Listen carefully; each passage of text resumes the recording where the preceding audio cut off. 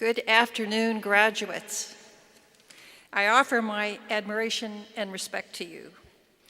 And I too thank your families, friends, and others who have stood with you as you worked hard at Bank Street to prepare for your entry into the education profession. And as always, I pay tribute to your faculty who have been so dedicated to you and to your aspirations as teachers and leaders. Congratulations and thanks to all. So one lament we frequently hear in the US centers around entrepreneurship. Our leaders, policymakers, journalists, artists, and educators ask, where are today's entrepreneurs? I would answer, 300 entrepreneurs are here today.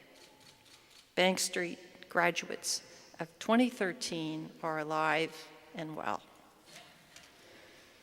However, I think you're entering the profession at a low point of imagination, where your creativity will really matter.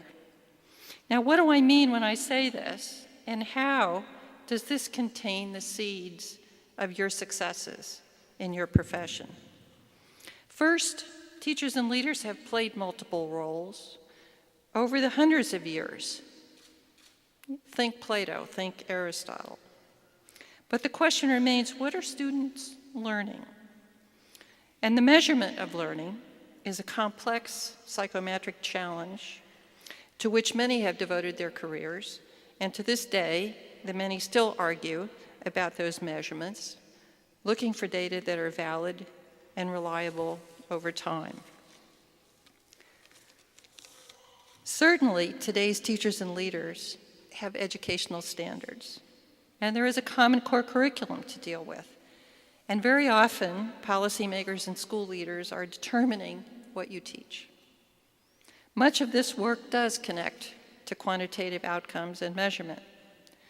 Yet, how can this work be entrepreneurial if it is so prescribed?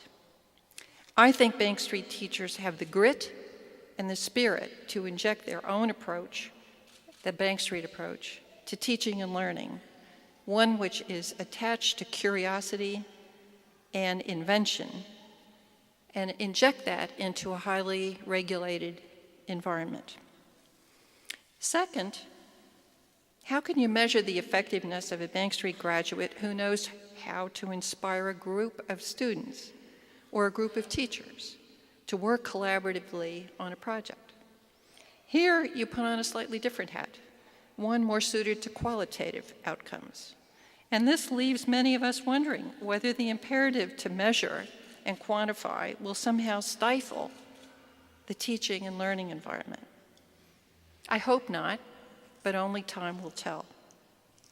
In doing your jobs, playing multiple roles, meeting your responsibilities as educators and leaders, I urge you to reach even beyond what Bank Street has provided. We know that public attention continues to be focused on education, and rarely does a week go by that one or more policymakers have something to say about how to improve the American education system. Never mind, of course, that few of them have been in a classroom with students. But this takes me to parents. In the last year, I've had the privilege of serving on Governor Cuomo's Education Reform Commission. This group of 25 volunteers has traveled the state in a listening tour within a range of communities. And to my mind, the engaged parents have in fact been among the most effective speakers at our public hearings. For it is the parents who want the best for their children and who look to teachers and leaders to find the best, to set the high standards, and to open the doors and windows of learning for students who want to learn.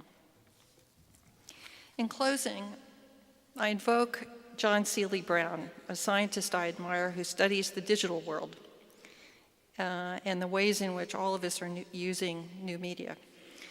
And John has increasingly been commenting in his publications and talks on the lightning speed with which the digital community shares information and, in fact, learns informally from each other. whether it involves recording and sharing birdsong between students in Seattle and their peers in Mumbai, or surfers in Hawaii filming waves in the ocean with their smartphones in order to perfect their craft. There is amazing unplanned learning going on. Some observers have called this incidental, unplanned learning an avalanche in the making, something that's going to happen that will be big. But in the meantime, until the avalanche, there will be the entrepreneurs, you, our graduates, who, prepared by your Bank Street faculty, will know how to work creatively with a Common Core, will find ways to inspire a group of students to tackle a complicated question together, will effectively lead a school in which 20 different languages are spoken, and you will, in the end, figure out the avalanche. I celebrate your preparation, your commitment to your profession, and your passion. Congratulations.